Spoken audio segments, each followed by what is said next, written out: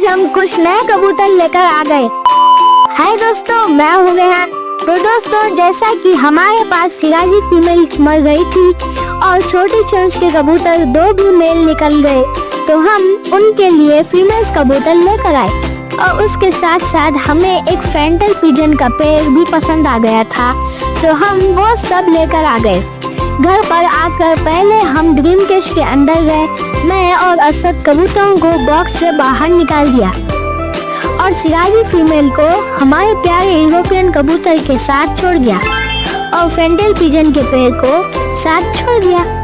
कल के दिन हम अफ्रीकन बर्ड्स लेकर आने वाले हैं।